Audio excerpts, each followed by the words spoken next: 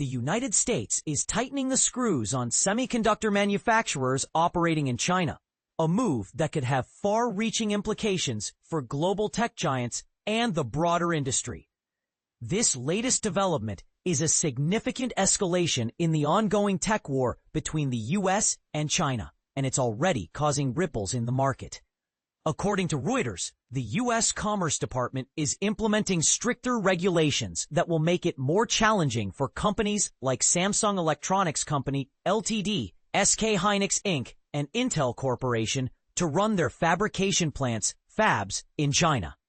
These three firms are among the world's leading memory chip suppliers, with SK hynix being a crucial provider of high-bandwidth memory, HBM, used in Nvidia's powerful graphics cards.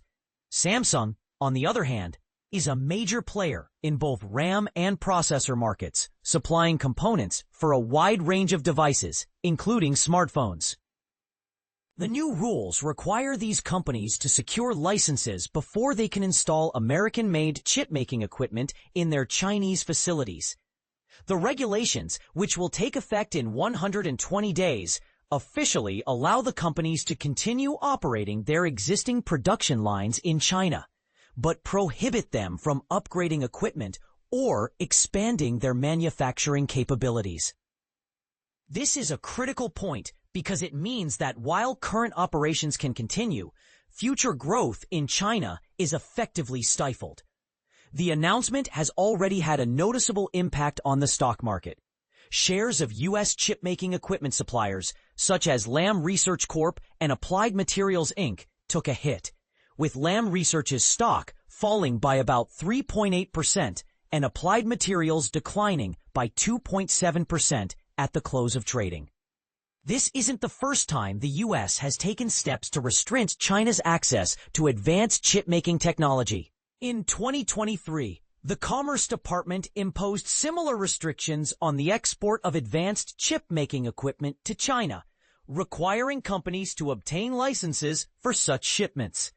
Currently, U.S. suppliers are waiting for licenses to export billions of dollars worth of chip-making hardware to China, highlighting the significant economic stakes involved.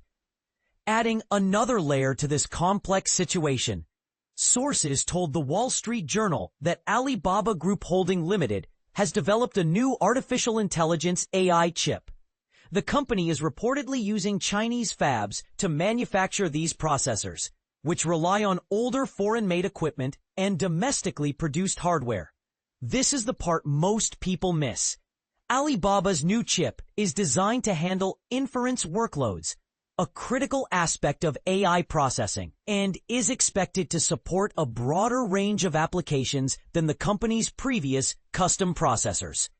One of the most intriguing aspects of Alibaba's new chip is its compatibility with software originally written for Nvidia's hardware. Typically, porting software between different chip architectures requires extensive code modifications, but Alibaba's chip seems to have simplified this process. This could significantly reduce the time and effort required to adapt existing AI applications to the new platform. Meanwhile, Nvidia and Advanced Micro Devices Inc., AMD, have been granted permission to resume exporting AI chips to China, albeit with a 15% revenue fee paid to the U.S. government.